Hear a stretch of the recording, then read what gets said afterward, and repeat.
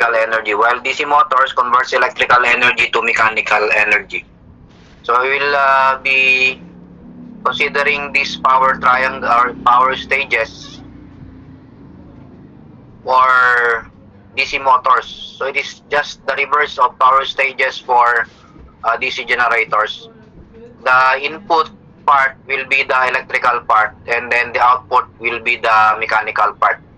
The input for the DC motors is Vt times IL. Then current will flow through the windings and armature conductors, so that will be accounted to the copper losses.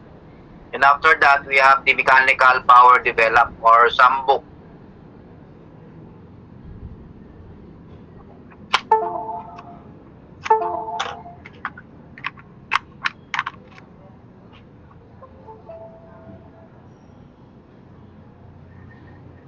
So power developed. Uy. Ayaw niya yung aking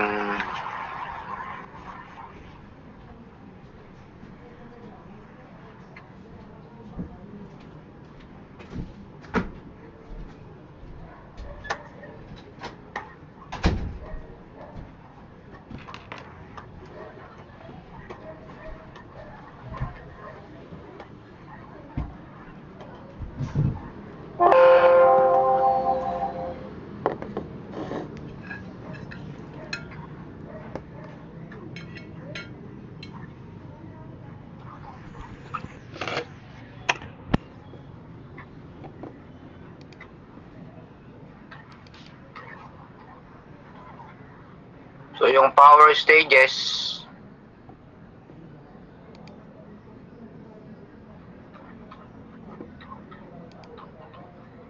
we have the P input,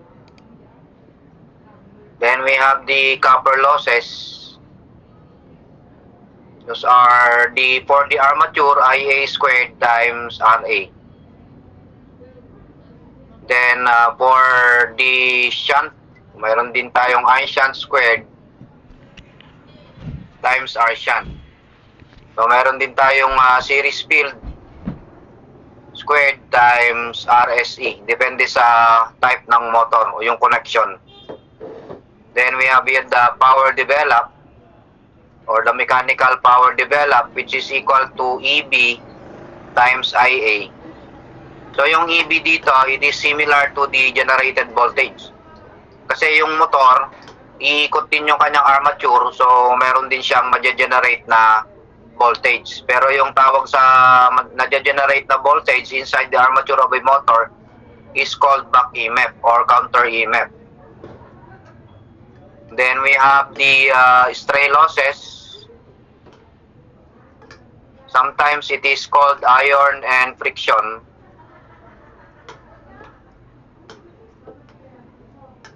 Losses. Yan. So usually constant to. So ang ginagawa nila, kung hindi alam itong stray power loss, kung generator or motor, so ang ginagawa nila, they operate the motor at no load. Mamaya yung mga problems, makikita nyo yung gamit ng no load condition of motors. Then we have the P output. So ito yung mga nakikita natin, 2 horsepower, 5 horsepower, depende naman sa type ng motor. So yung commercial rating nila. Okay, yung kung mga aircon, okay, so meron ding mga ganyan. So mga motor. Then we'll be dealing also with DC shunt motor.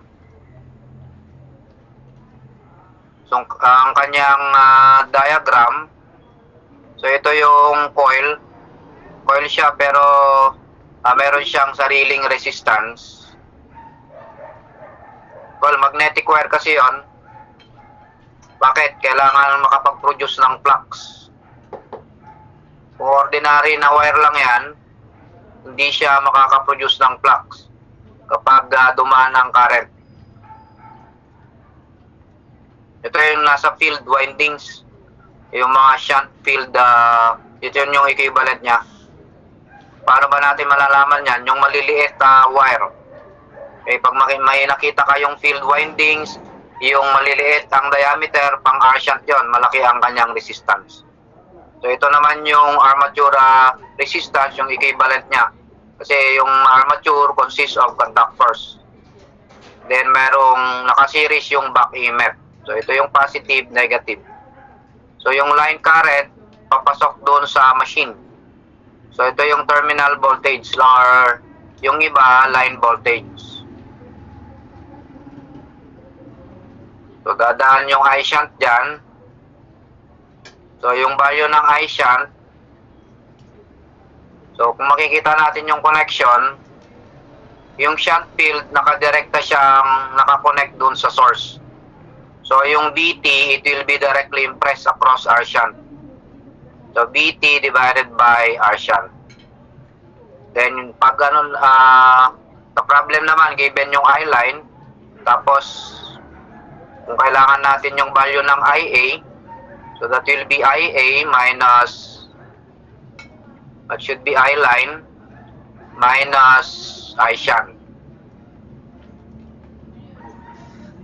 Okay, mas malaki yung I line. IA is equal to IL minus I shunt. So what will be the pag nag-loop tayo dito, yung value ng EB is equal to VT minus IARA.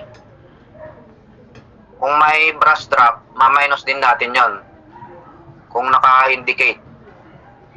Kasi may equivalent resistance din yung brush drop. May brush 1 volt per brush, 1.5, depende sa material. Then kung series,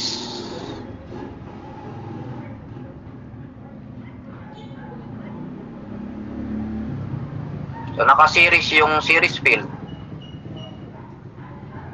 So nagbibigay din ng flux doon sa armature.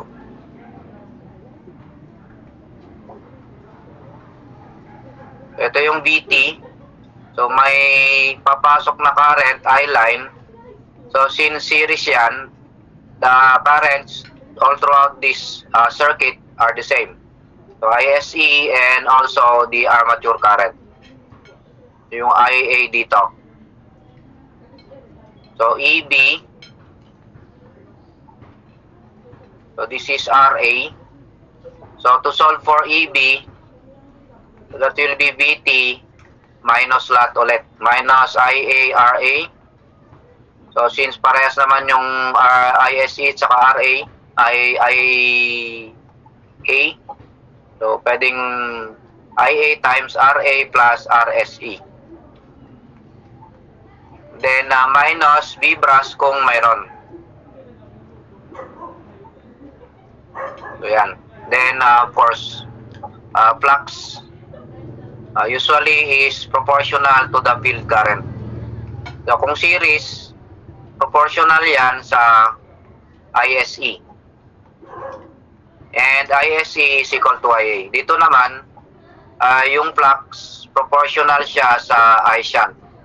Usually, yung shunt current ay constant sa DC shunt motor. Okay, kung nagbago kasi yung flux, it will affect the operation of the motor. Kung mawawala yung flux, diba yung speed, pag minanipulate natin, EB times 60A, ito yung from the generated voltage. So, P times flux. Naka-inversely proportional. Kaya kung yung flux ay nabawasan, tataas yung speed. Kung wala naman yung flux tapos operational yan, the shunt motor will run at a dangerous speed. So, biglang mag-overspeed yan. So, pwedeng masira yung motor. Ito naman yung series. Yung series, high torque to. Okay, kung high torque pero variable speed. Kung shunt motor, constant speed. Almost constant speed. Hindi siya masyadong naapektuhan ng kanyang load. Dito naman, it is being affected greatly by the change in load. Kung gagaan, tataas din yung yung kanyang speed. Kung mataas yung load, mababagal din yung kanyang speed. Pero dito almost constant yung speed ng shunt motor. Okay? Then other formulas ay di-discuss pag kailangan sa problem. Okay, so number 1, a 200 volt shunt motor is taking a current of 30 amperes. The armature resistance is 0.2 ohm and the shunt field resistance is 100 ohms. Iron and friction losses amount to 500 watts. So what is the brake horsepower output of the motor? Again, yung power stages. So we have here the P input. Then we have the copper losses, power develop. Then we have the stray iron and friction losses. So stray loss din yan. So dito yung location ng 500 watts. And after that, we have the P output. And yung output in terms of brake horsepower or simply horsepower. So yung P input, drawing muna natin. Ito yung shunt. Ito yung drawing ko pag shunt motor. Yung iba nandito yung source nasa left side. So ito 200 volts yung current papasok. So 30 amperes. Ito yung I line. Tapos yung I shunt, ano yung resistance ng field? So 100. So what will be I shunt? 200 divided by 100 is equivalent to 2 amperes. Then yung armature resistance is 0.2 ohms. So what is the value of IA? So IA is I line minus I shunt, which is equal to 28 amperes.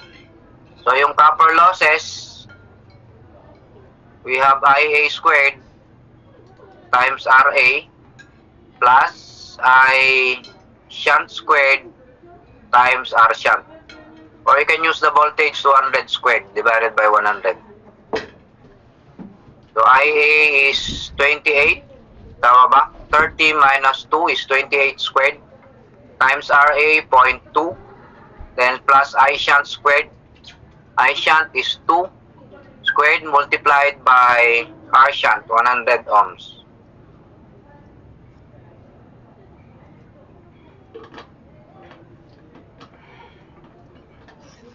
So 28 squared times 0.2 plus 2 squared times 100 equals, so 556.8 watts. So ito lahat yung losses natin nung pababa. So P output is equal to P input minus P losses. The P input is 30 times 200. Ito yung input current tapos input voltage or line voltage. So 30 times 200 or vice versa. Parehas lang din yung result. Minus P losses 500. Then yung i-minus din natin yung na-compute natin na copper losses 556.8. So the equivalent output in watts is equal to 330 times 200 minus 500 minus 556.8 is equivalent to 4943.2 watts. And that is equivalent to, divide natin ng 746.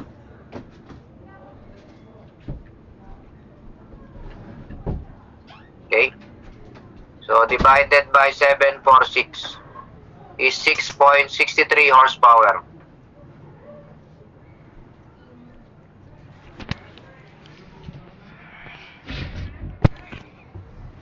So letter A. Of course, depende sa kung na rin yan. Pag-compute nyo, pag nagde-design kayo, depende sa makompute nyo na output, ano na yung mga aircon. Pero sa Baguio, hindi kasi kailangan ng aircon, kaya hindi masyadong gino-consider. Sa mga hotel lang siguro. Pero yung mga bahay-bahay, hindi na masyadong kailangan. Sa baba, kailangan. Medyo mainit.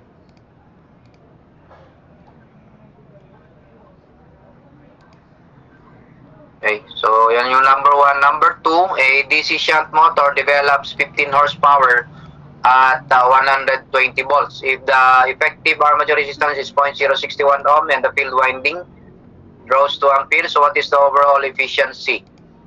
So, efficiency yung tinatanong.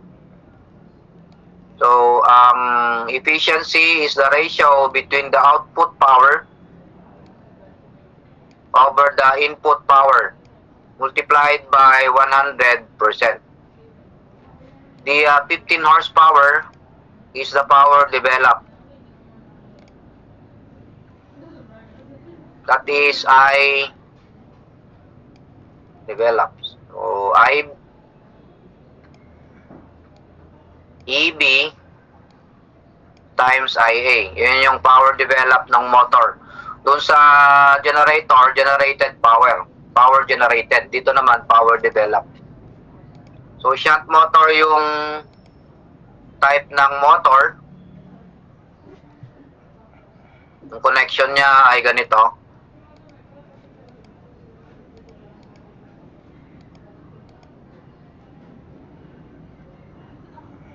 So, this is 120 volts.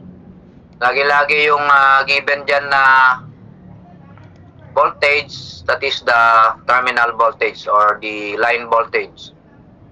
Tapos ito yung I line, then IA, then dito naman yung 2, power develop, EB. So ito 0.061. So, pag nag-loop tayo dito, yung value ng EB ay 120 volts. Ito yung positive, negative nung back EMF. So, 120 minus IA times 0.061. Then, power develop is equivalent to EB times IA. So, yung EB, 120 minus 0.061 times IA multiplied by IA, and the power developed, the equivalent of 15 horsepower is 15 times 746. Solving for IA, you will have two values. So, mode 1, 15 times 746, alpha equals 120 minus 0.061, that is RA, IARA, times alpha X, times alpha X. Shift solve. 98.147.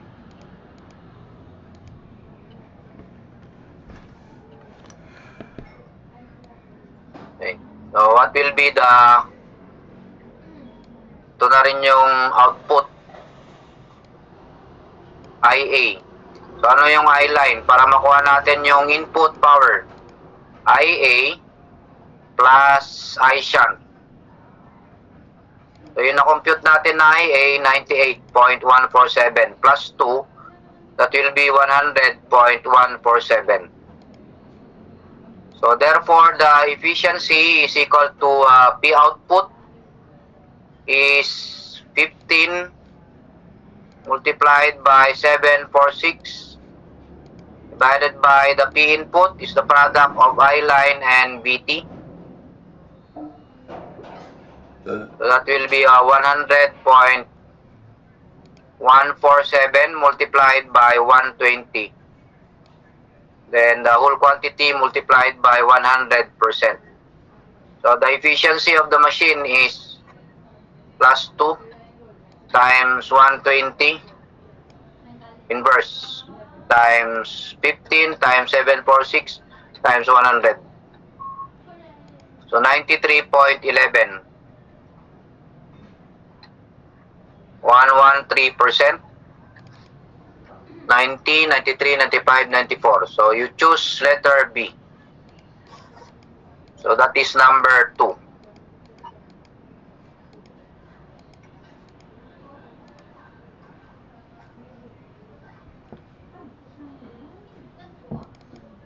Next, number 3.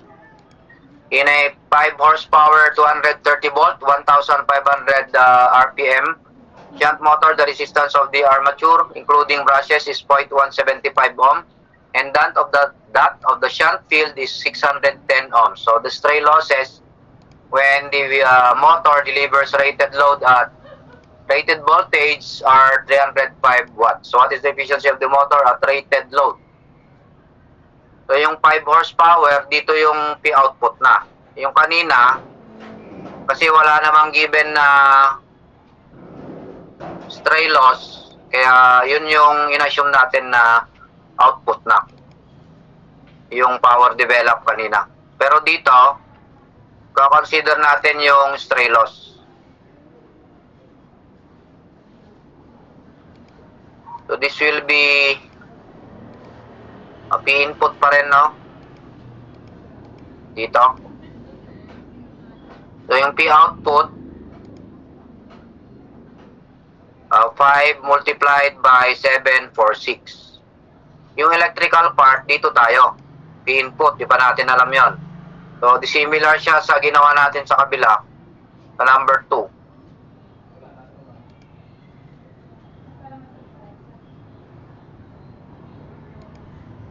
Pero iba nga lang yung mga voltage, okay? So ito yung I line. Yung I shunt, hindi siya 2. This is 610. So yung RA is 0.175. So ito yung EB, ito yung IA. So pag nag-loop tayo dito, ganun din yung equation. Power develop, so 305. Yung power develop is the input of this part. Yung output niya, 5 times 746. 3730 watts. So i-add natin to, yan yung power develop. Power develop is P output, then plus P stray.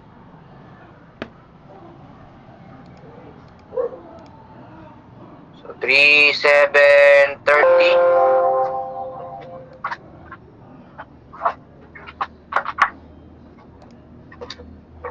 So but 3730 then plus 305 plus 305. So 4,035. And according to the formula, power develop is EB times IA. So yung value ng EB dito is the terminal voltage 230 minus IA times 0.175. Substitute natin dito. So 4,035 is equal to EB. Substitute natin ito dito. 230 minus 0.175 times IA times IA. Then shift solve. What is the value of IA? 4,035 alpha equals 230 minus 0.175 times alpha x times alpha x. Shift solve. 17.784. So, ano yung value ng I-line? Dito sa junction na yan, IA plus I shunt. Okay, so yung IA is 17.784. Then plus I shunt is yung voltage dito sa line 230 divided by the ohmic resistance of the shunt field. So I line is equivalent to 17.784 plus 230 divided by 610. So 18.161. So what will be the efficiency? Yung output meron na 3730. Yung input I line times VT. Kaya 18.161 multiplied by 230 times 100% is equivalent to 3730 divided by 18.161 divided by 230 times 100. So 89.3.